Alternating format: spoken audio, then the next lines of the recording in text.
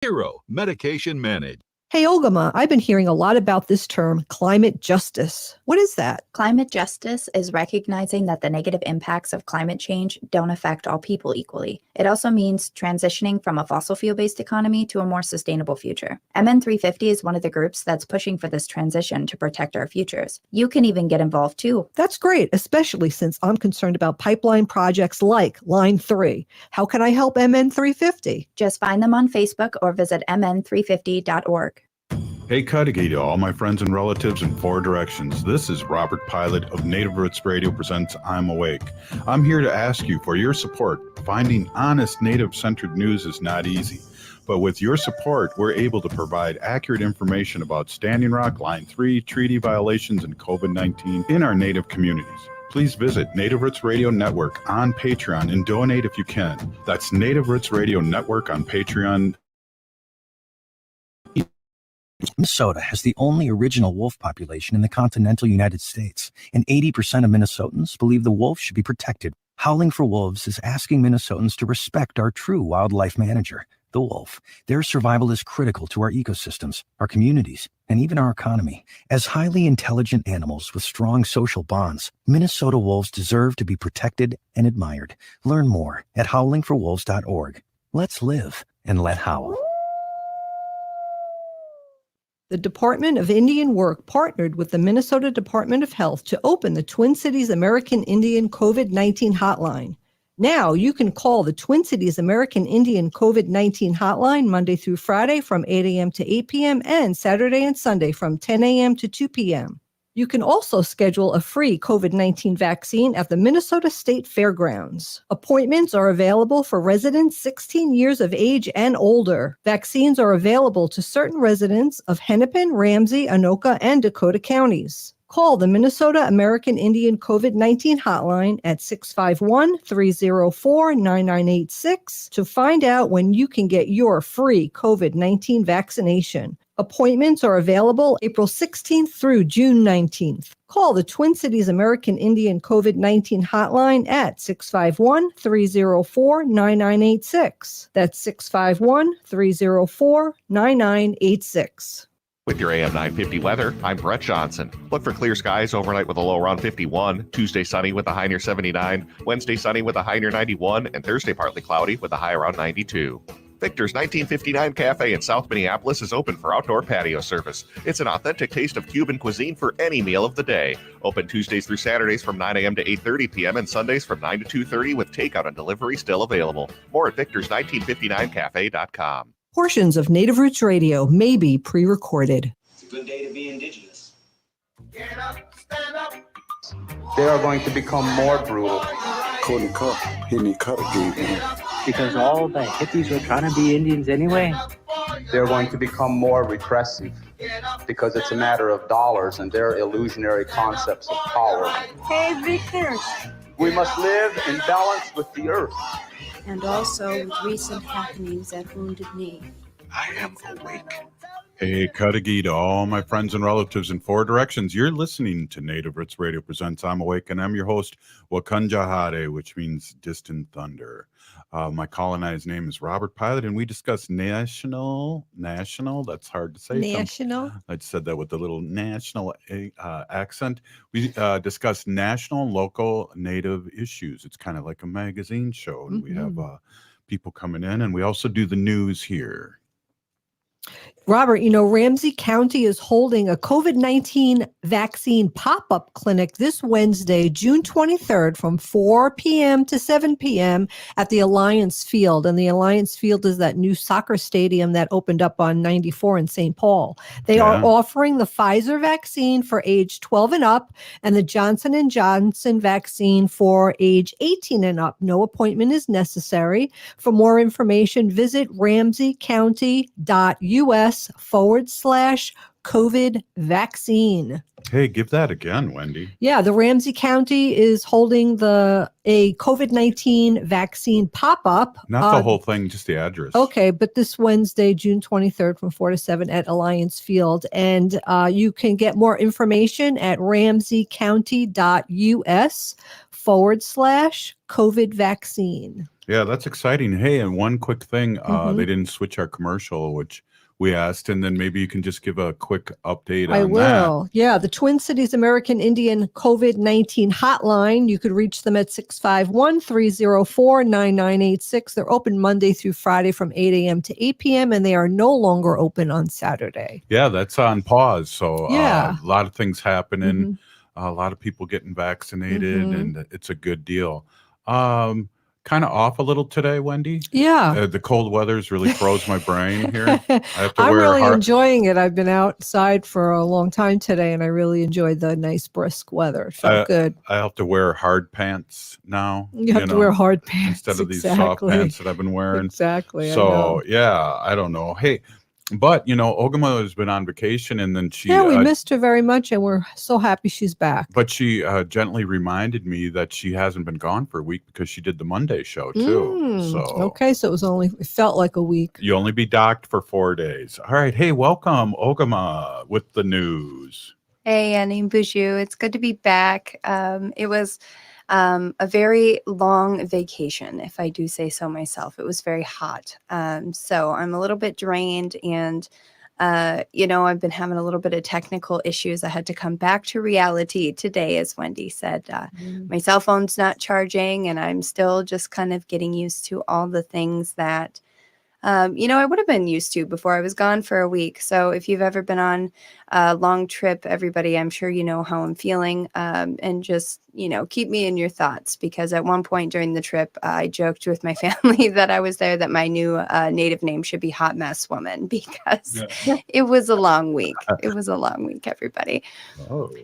Anyway, in that week, a lot of things have happened in the Stop Line 3 movement. I always like to give some updates and some events that are coming up for Stop Line 3.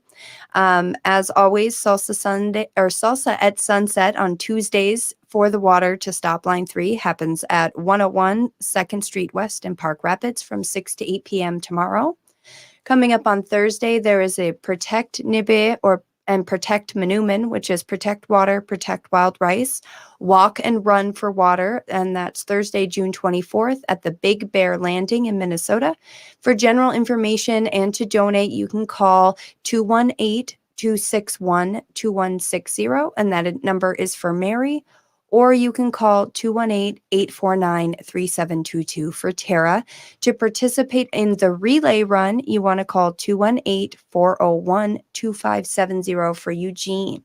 So those are going to be some awesome things that are coming up just here in the next week. I believe for the Walk and Run for the Water on June 24th, they're having Dawn Goodwin speak, Lou Murray and Silas Nealand, who is a young water protector and very, very wonderful speaker. If you have a chance to get to see them, they're wonderful. Coming up on Friday is Dance the Line Away. If you're in the Fargo-Moorhead area, they'll be at the downtown Wells Fargo Bank branch. And they are asking Wells Fargo, from a letter they delivered on the 11th, they're asking Wells Fargo for a complete shutdown of tar sands oil production, complete divestment from fossil fuel projects, a fair and just transition for workers and communities currently depending on the fossil fuel economy, and to honor the treaties and Indigenous rights, of course. MN 350 started a new event in the Twin Cities. On Mondays, they're having MMIR Mondays, which stands for Missing and Murdered Indigenous Relatives. That will be at the Minnesota Governor's residence. They are going to be gathering outside in solidarity and to call on the governor and the legislature to establish a state MMIR office and to talk about those things that are happening around the MMIR issue. It's organized by the MMIR Solidarity Campaign and co-hosted with the Pipeline Resistance Team. As we all know, or maybe if you didn't know yet, pipeline projects like Line 3 are a big factor when it comes to missing and murdered Indigenous women and relatives.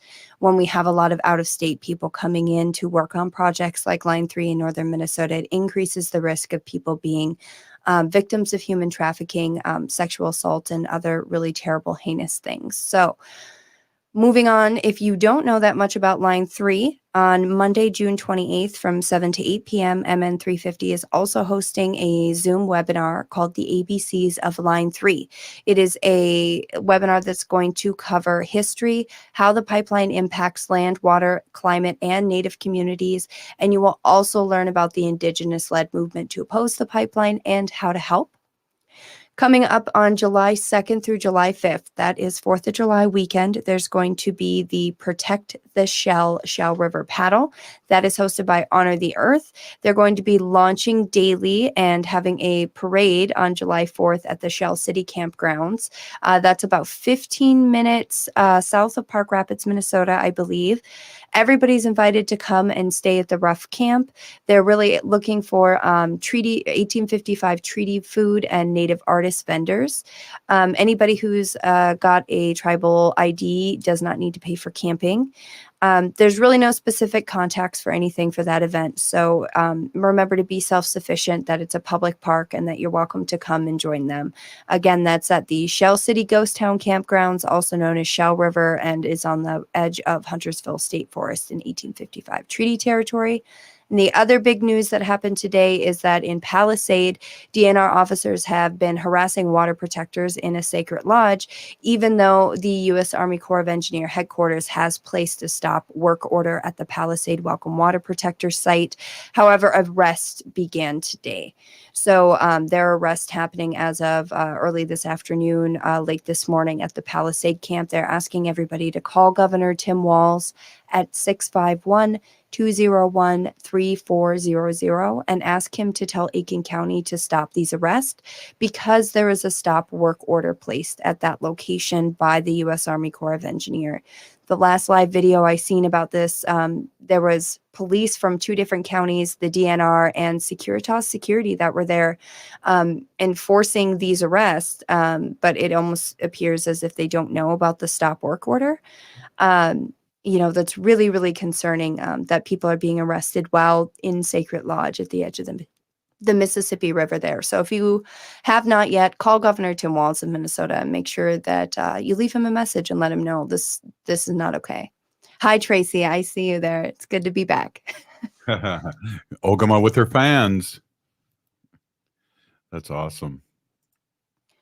Again, let's just give Governor Walz's phone number out again, 651-201-3400. And it sounds like they're going to have things Monday night at the governor's mansion too. MN350s, probably their murdered missing Indigenous person. Misty's going to be up there working hard. Awesome. Yeah. Yeah. Great.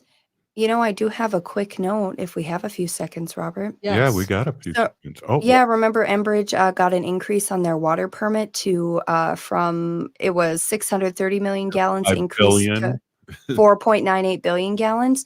That is more than the equivalent of Lake Mille Lacs, which is only 3 billion gallons of water.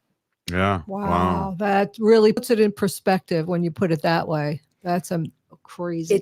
It's a massive amount of water in a historically low water level summer in Minnesota. So pray for the water, everybody. No doubt. Hey, I just want to give a shout out. We got Lewis Eagle Thunder on, who did an awesome job sitting in for you.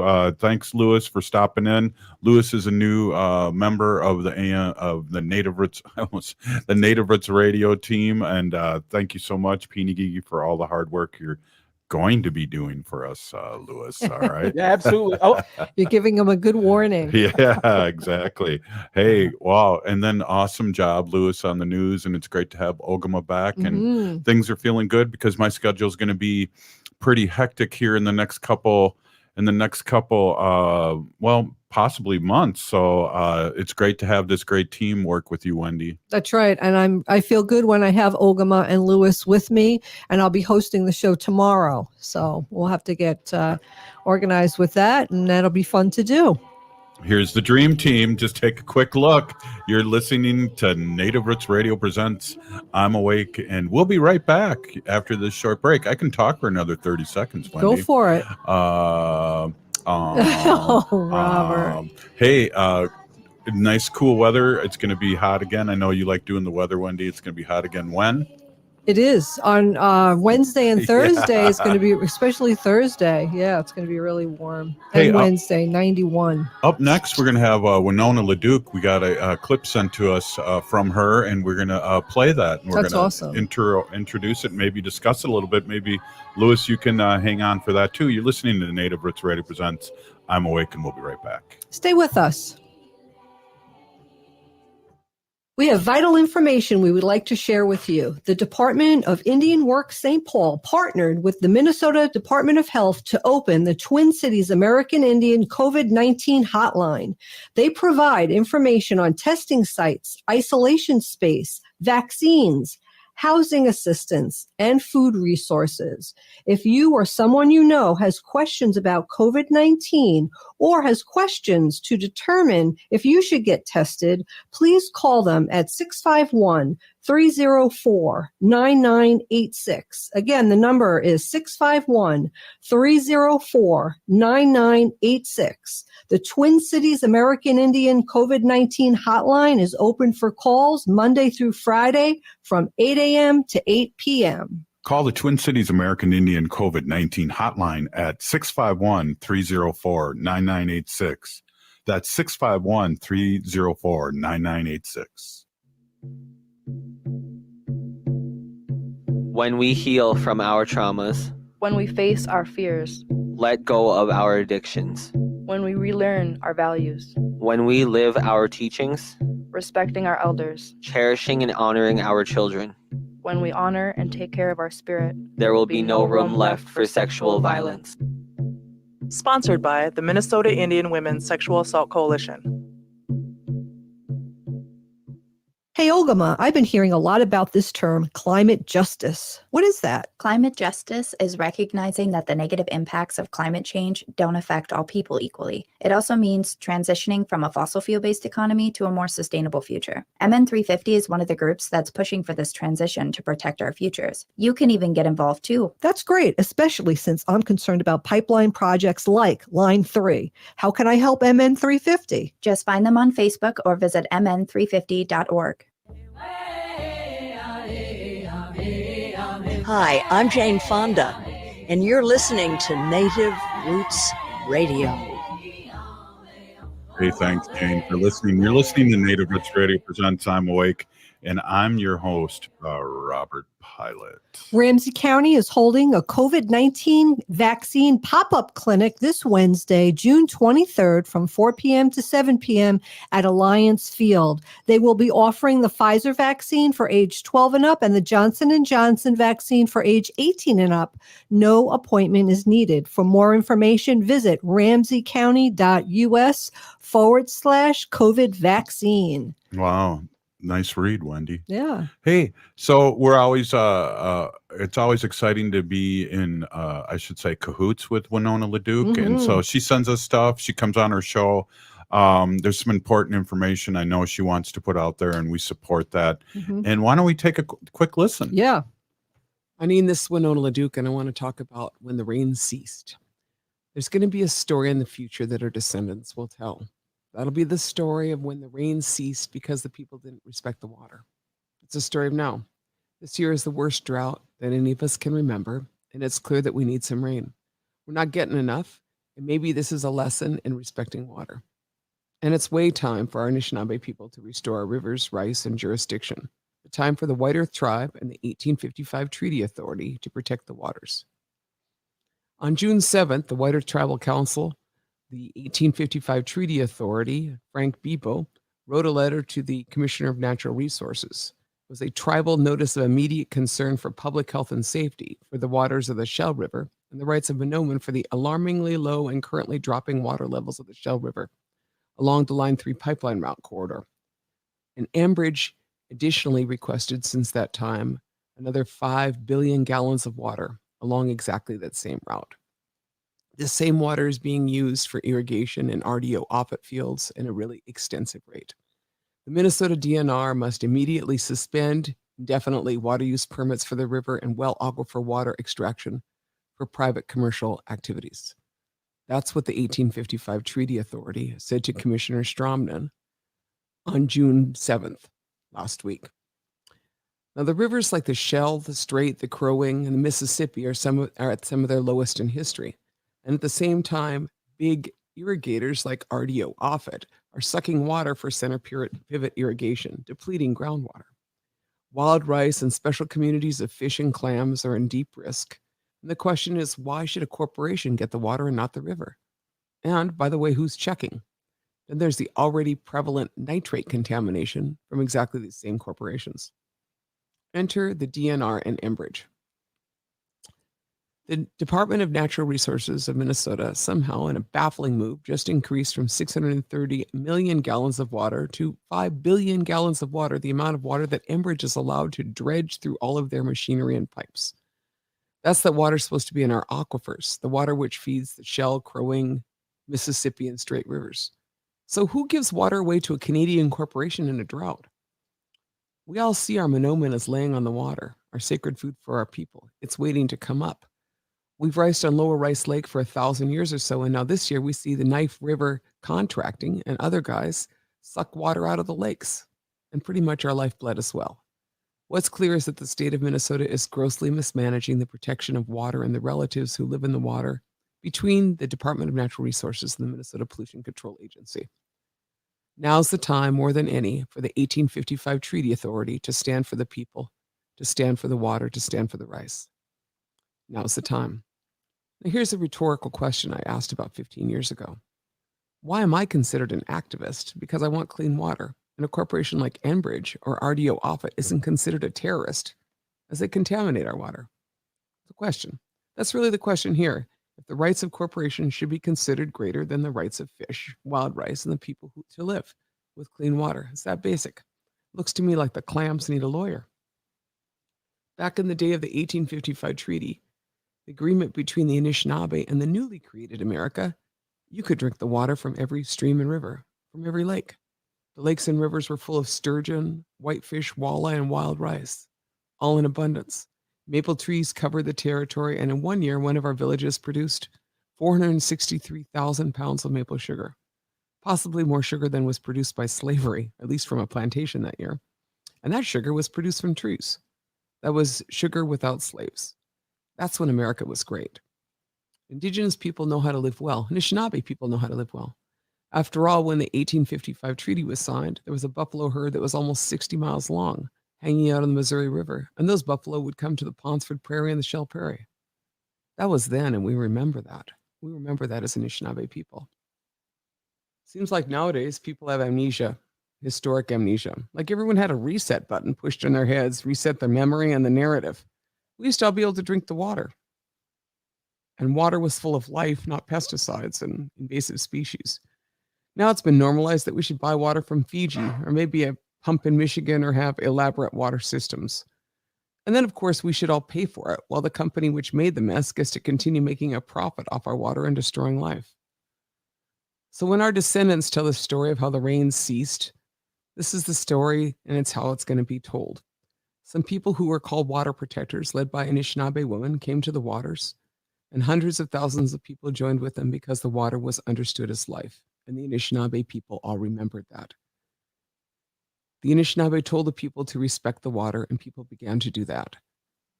People prayed for rain, and soon the rains came and stood for the sacred waters of the lands. People moved to protect sacred springs of water and not let corporations like Nestle bottle water and sell it to someone in Florida.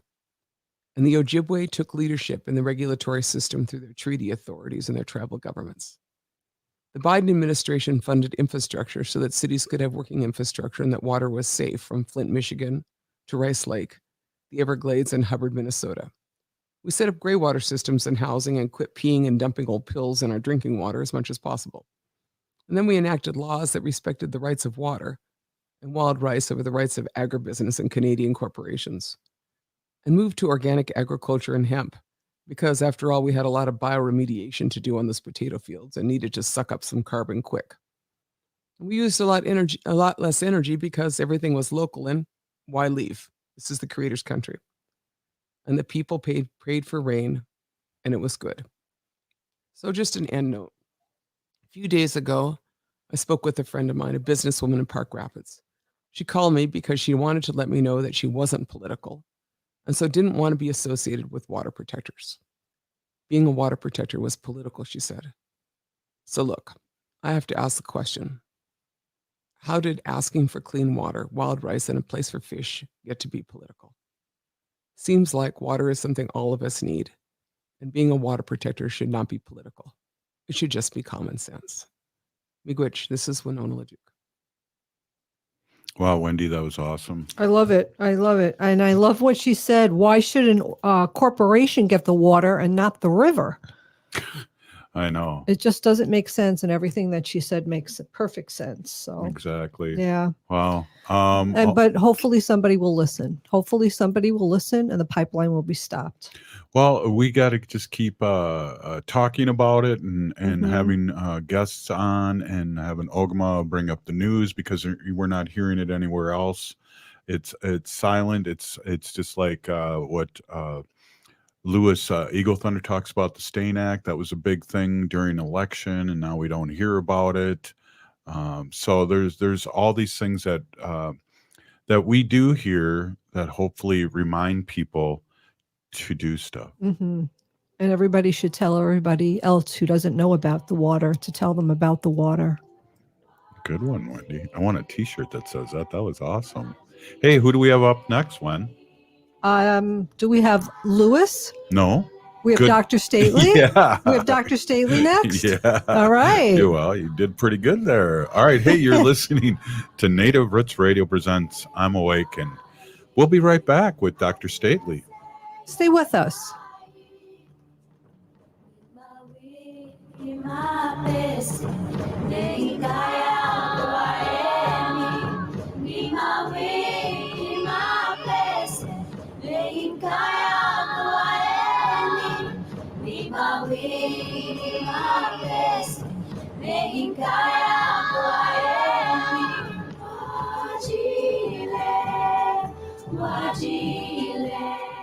Hey, Wendy, what are we doing for dinner after the show? How about we go to J. Selby's on 169 Victoria Street in St. Paul? They have a delicious plant-based menu that's compassionate and environmentally sustainable. I'm getting their spot-on vegan Big Mac, the dirty secret. You can pick up and they deliver within a 5-mile radius, or you can call them at 651-222-3263 or visit jselbys.com. Well, you sold me, Wen. Let's go order at J. Selby's tonight. I'm hungry. Minnesota has the only original wolf population in the continental United States, and 80% of Minnesotans believe the wolf should be protected. Howling for Wolves is asking Minnesotans to respect our true wildlife manager, the wolf. Their survival is critical to our ecosystems, our communities, and even our economy. As highly intelligent animals with strong social bonds, Minnesota wolves deserve to be protected and admired. Learn more at howlingforwolves.org. Let's live and let howl.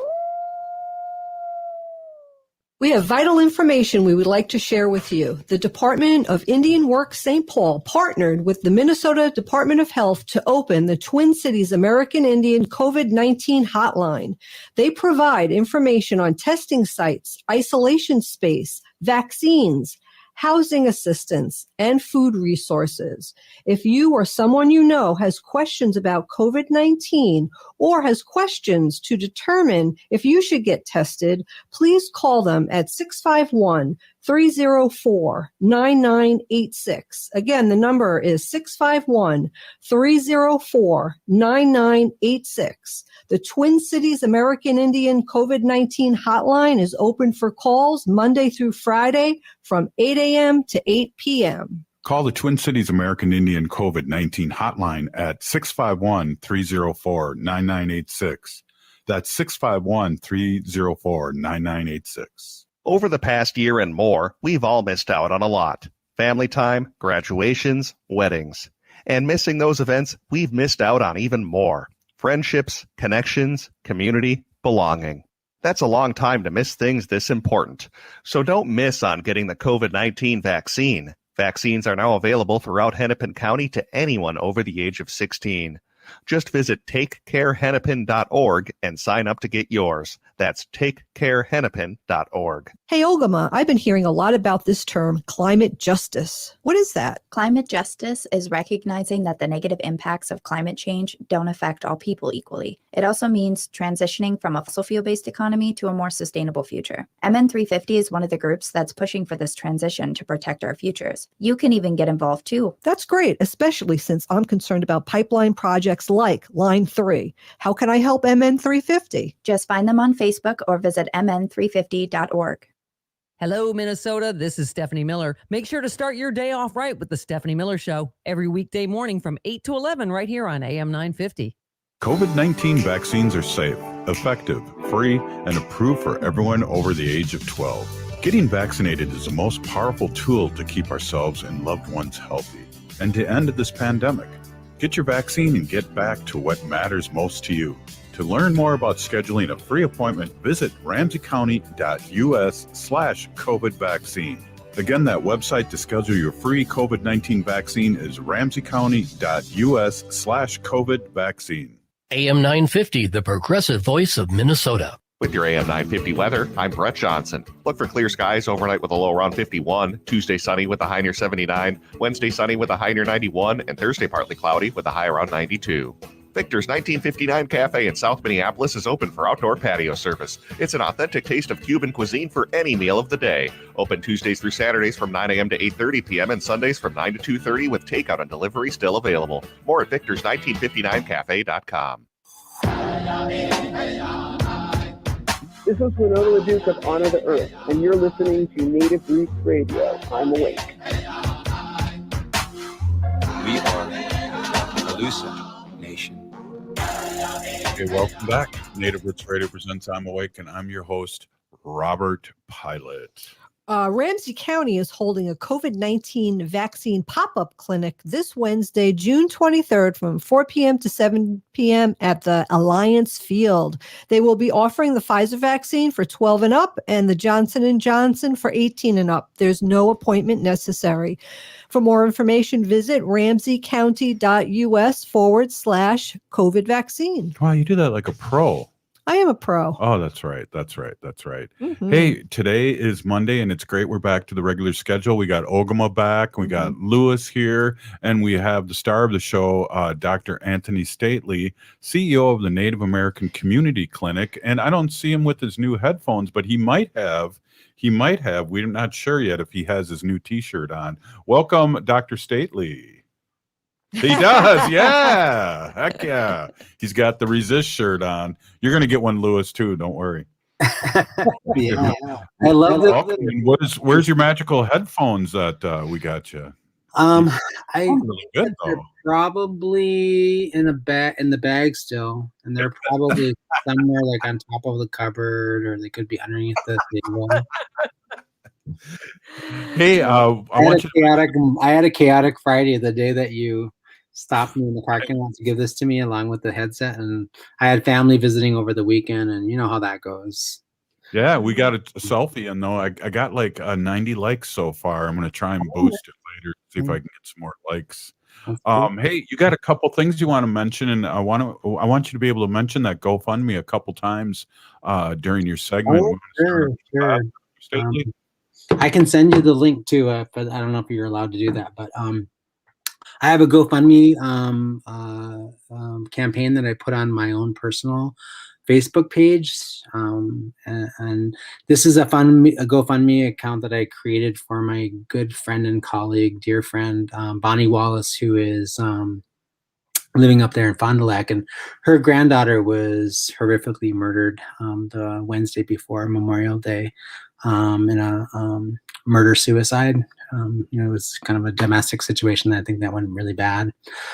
But I know I had a conversation with her the day or two after the murder happened in the news, and I saw her Facebook post about just a loss. So I called her because I knew that she was really struggling emotionally, and I called her and chatted with her. And, it was a really hard conversation to have. I love her so much. She has done so much for me and my family. I told her a few years ago, and I reminded her the other day, I said, I don't think that I would be in the situation that I'm in. I don't think I'd have the career I have, the education I have, if it wasn't for somebody like you who personally and professionally paved the way for me and so many other Native people to kind of get through Augsburg and have access to higher education and the support that we needed for those things. And so I just told her, I said, I'm so sorry about your loss. As a dad, I couldn't even imagine losing a child or a grandchild in that way, right? And she was so young. She was 24.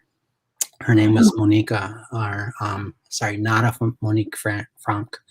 And her son, Bonnie's son, Monty, is the father. And like me, they had adopted some children, some Native children, when they were very young, and raised them up into young adulthood. So it was so close and so meaningful to me. And and here she was, a bright young woman, Native woman, Indigenous woman, who was going to do some amazing things in her life, and her life was cut short because of violence. And we talk about murdered and missing Indigenous women all of the time, and so just the very fact that this happened, a couple weeks ago in Brooklyn Park, and happened to a close friend of mine, it was like 1 degree of separation. I just felt compelled to do something to help them. They're struggling with the burial costs and a few other things, and I just personally myself, I could not imagine the pain of dealing with something like that. So. Well, I know Ogimaa will put it on Native Roots Radio, and Wendy and I will share it, and I'll absolutely give some money towards that. Absolutely. We'll send that out all What a over. sad story. Just very sad. Healing and for support. I don't know. Just what do you say? And what's weird too is I don't know about you, Dr. Stately, but I was a crazy person until I was about 23 years old, and I'm lucky to be alive, and I'm lucky that I'm still here, and we really support. For sure. It was crazy up until the day I got sober. So sober when I was 22 or 23, I think, shortly thereafter. And I was crazy 10 years after I was sober. Well, everything wasn't and roses my first few years of sobriety, for sure. But I do think that it's been a really tough, year. The year of COVID-19 and all the stuff that goes along with it has been really stressful for people. And so we hear these reports all of the time in our behavioral health department, and also among our healthcare providers, that the stress of living in kind of a sheltered condition, stress of living, of having to stay inside your home for months on end, being anxious, being scared, concerned, all these other things. If you're doubled and tripled up and you're living in a really tight quarters, or parents are having hard times with their parents are fighting with each other, partners who normally love each other, like you and Wendy might. I'm joking, but that this has been a stressful year, and so we've seen the rates of child abuse and domestic violence go skyrocket and go through the roof in our communities, right? So what we really need is to kind of get the message out there that these are the unintended consequences of COVID-19. Pandemic that we don't often talk about. We pay attention to the medical stuff, and we pay attention to the actual, people being on respirators and stuff like that. But there are other ways that people are dying, right, because of this pandemic. And it's important. We still have the highest rate, Dr. Stately, of people ODing too. And this is being covered. I don't want to say covered, but it's also being muted a little bit because we're going through a pandemic, but we still have huge issues in Indian country. Yes, absolutely. In fact, actually in 2020, the state released some data not too long ago, maybe I think a month ago or 3 weeks ago. In 2020, the rate of opiate overdoses surpassed the 1,000 mark, which is the highest it's been since 2016. And it's also an upward trajectory. It's significantly higher than it was in 2019 before the pandemic. And the overwhelming majority of, I think the number of Native American specific deaths to opioids was over 120. And so when you think of 1,000 deaths in the state over the entire year, and 10% of those or more, 11%, are Native American, we're 1 or 2% of the entire state's population. So when we represent 11 to 12% of the deaths in a year of any specific thing, that's a significant disparity, right? So, right. It really is. And, I've heard a lot about people relapsing during this time too, not being able to find the support for their sobriety or get to meetings. And a lot of people are relapsing. So, yeah. We're going to have a lot to clean up once this settles down, but we have the Delta variants coming. I'm going to be sworn in, Dr. Stately, via online instead of going into Black River Falls. Yeah, awesome. When are you getting sworn in? Where or when? When? The 30th. So I'll be at Marlene's church, and we're going to have people. You're invited to awesome. 10 o'clock in the morning. A week from today. Yeah. Nice. Awesome. Oh, I think it was Monday. I'm sorry. That's a week from Wednesday, I think. Yeah. Yeah. Wednesday. Wendy and I don't fight. We did COVID pretty well, surprisingly, because she was working here. Yeah. I was working in the couple floors below her, and we didn't see each other until lunch. Yeah. Well, it's not uncommon for couples and families to argue and have disagreements and disgruntlements and all those other things. It's more like the added stress of some other things sometimes might make us have short fuses. We sometimes say or do things that we regret later. We say things that are that are hurtful and difficult to undo, right? And that's what happens when we have a big, heavy burden and we have no support. And so I think that's definitely something we're going to be building back and addressing over the next several months, if not the next few years. And now I'm working hard with state leadership and other folks to sort of say, whenever I get a chance and I'm in front of a commissioner or somebody else who's in leadership, I say okay, well, Uncle Joe, which is what I call Joe Biden, right? Uncle Joe. Uncle Joe gave us lots of money, and he's telling us, he wants to build back better. Well, build back better means we go back. We don't go back to the baseline that we had before COVID-19. We go there, and we go even further, and we build back a better healthcare system and more support for people who are already underserved and and disenfranchised before the pandemic started, right? So. Yeah, definitely. And I think two things for me that I think of during this pandemic is that we found out who is essential, and also that we can do stuff online too. Yeah. Wendy was talking about meetings in the beginning of COVID. I was going to a lot of AA meetings online. Yeah. Things like that. Yeah. Well, it turns out the people who are really essential are the people that, make our food and clean our homes and, do all those kind of menial things that nobody really wants to do if they're well-resourced, right? And those are also, by and large, people of color, BIPOC people of color, Black people, Indigenous people that were having higher rates of infection because they didn't have the ability not to show up for work, right? They needed to show up for work, so. And that's one of the things too we're seeing. Do you have a opportunity to be with us for another section? Sure. Absolutely. Awesome. Always happy to be here for you, Robert. All right. Hey, that's one of the things we've noticed too with people coming back from work is that they're realizing that if you can make more money on unemployment and then getting help from the government, there's something wrong with how much money you're getting paid.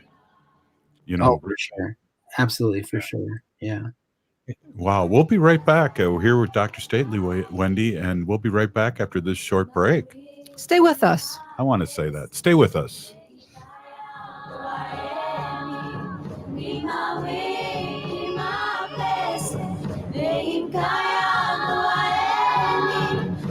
Maui.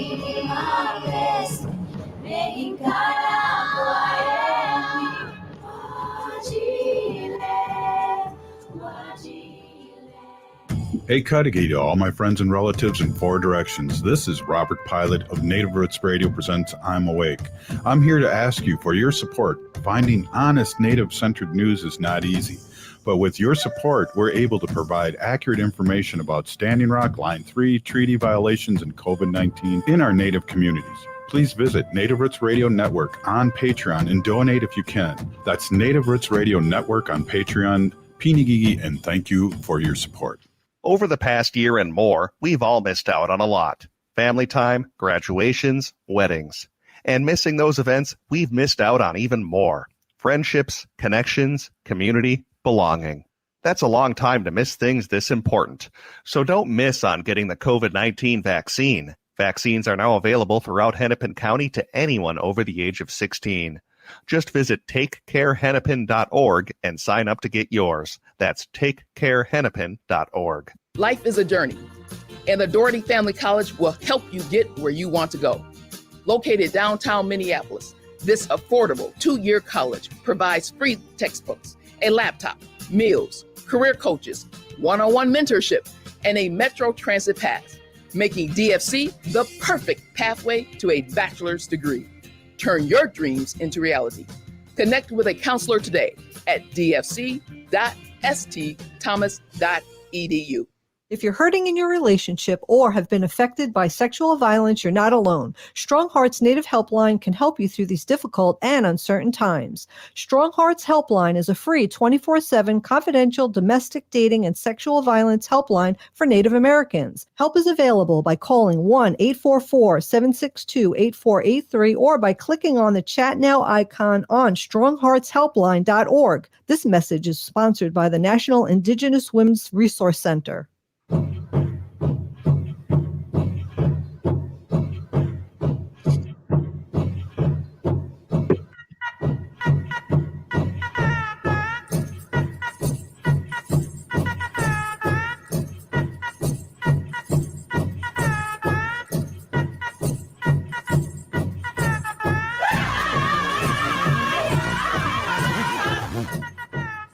Hey, welcome back. Native Roots Radio presents I'm Awake, and I'm your host, Robert Pilot. This portion of the show is brought to you by Howling for Wolves, protecting wolves for future generations. Okay, we didn't. Dr. Stately and Lewis did. Yeah, Lewis Dr. didn't. Stately. All right, Lewis. Next I time. gave you some really good like Ojibwe lips too, like really far. Those were like northern Minnesota, Canada howls. Yeah, exactly.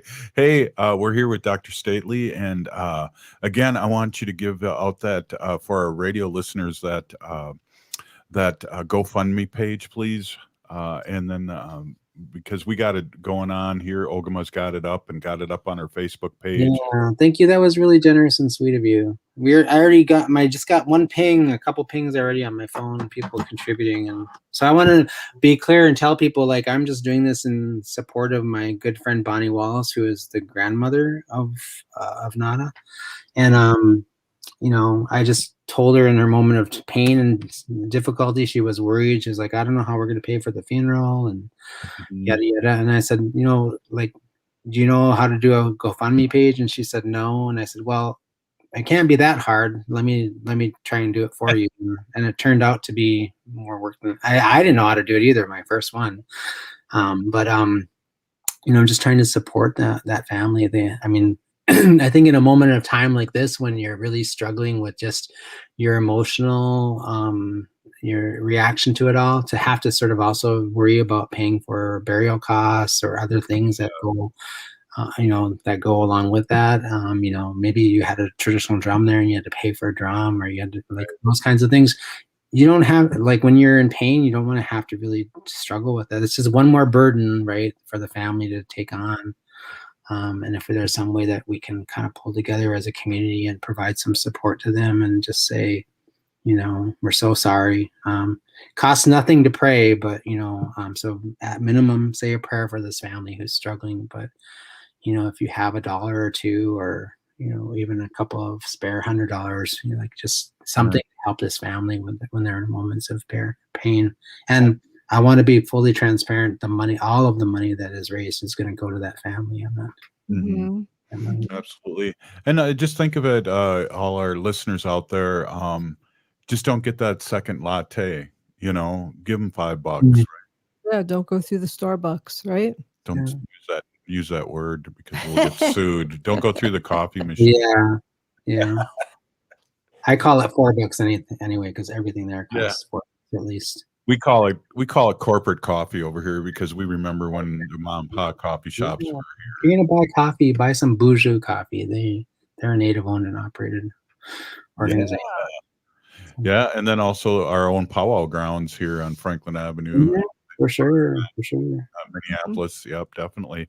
So we're talking little mental health in situations. Wendy and I really enjoy talking with you, and I think we're kind of getting over it, but we always need the little therapy session with you to be good to our relatives that may not be thinking the same way we are. And especially with this Delta, I got to stop watching the news for a couple days, I think, because the Delta variant is really starting to scare me. Yeah, I mean, I think that, being concerned about it is a really wise thing. I don't know how much I'd say let's be concerned about it. Let's not be like horrified and terrified of it, because sometimes what we also do is, like, when we get really like terrified and we get emotionally overwhelmed, we might freeze, right, and not make any decision because we don't really know what to do. But I think that, just kind of telling people, I think sometimes the thing is like, I've had very frank conversations with some of my relatives. I've said things to them like, I'm concerned about you. I love you. I want you to be here. I remind them that I was in the hospital. I remind them that I got sick with COVID and I ended up in the hospital, and I was in the hospital for the entire week of Thanksgiving in 2020. And I talk about how afraid I was that I wasn't going to be able to come home and be with my children. Like, it really was for the first time in my life, in my children's life, that I felt like, oh, okay, I might not see my kids again, right? And I was scared, right? And I never prayed more hard in my life. I prayed harder in those first few days, 3 or 4 days of being in the hospital with my medicine and my lap, and prayed to just, have Creator protect me, and, ask my ancestors to be with me, and, and protect me and ensure that I could come home to my children, because really I wanted, I knew that my job raising kids was not over, right? They're 14. They're just little tiny guys. They got a big path ahead of them still. But I was terrified and I was scared. So I share that information with my relatives. I encourage them to think about it. And I say, look at me. I've been fully vaccinated now for 2 months. I haven't had any side effects, really. I had 12 hours of feeling uncomfortable after the second shot, and that was it. And I try to talk to them as a relative and not as a healthcare provider, and not as, not as a scientist, which I surely can talk to them as a scientist, right? Talk to them about, one of the things I know that lots of Native people think about, they say things like, well, we just don't know a whole lot about it. And, this wasn't meant, this is not, Creator wouldn't want us to do this. Why don't we use our traditional medicines? And, I will tell you that when I was sick, I threw everything in the kitchen sink at this. I smudged every day. I put down tobacco. I was drinking elderberry juice. I was making cedar tea. I was, I knew I wanted to be here. I was like, I'm going to be here for my kids. And I prayed and prayed and prayed and asked Creator, please let me stay. Please let me stay. And I don't think there's anything more special about me than anybody else. I know we lost lots of relatives because of this, right? I'm not saying that I was special in any way. I just knew that, and as soon as this vaccine was ready, man, I was the first in line. They told me, you have to wait 90 days. I was like, what do you mean I have to wait 90 days? I want it right now.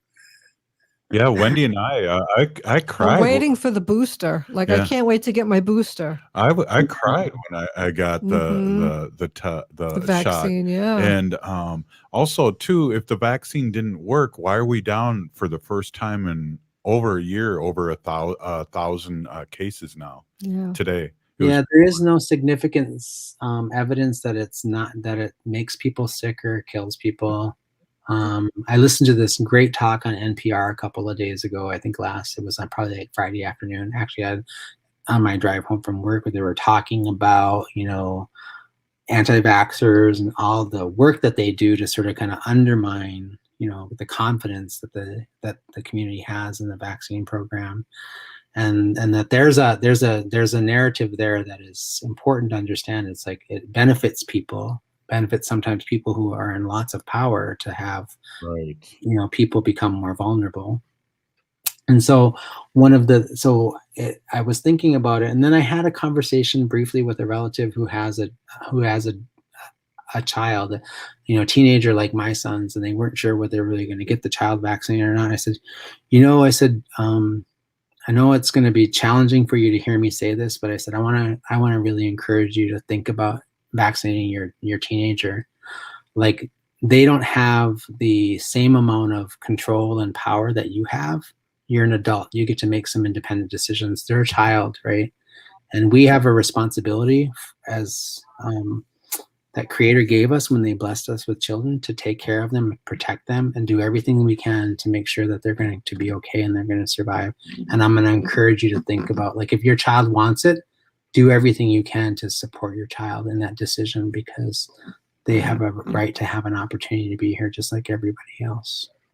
Yeah, Pini Gigi, great way to end it, Dr. Stately. Thank you so much for being on. Thank you so much for your support. We need to resist, divest, and join a group, run for office. You've been listening to Native Roots Radio presents I'm Awake. Thanks to Winona LaDuke. Ogimaa, of course, we need to resist. And thanks, Wendy. Where's the seventh generation? Free Leonard Peltier. Browse some of the best independent art in the Twin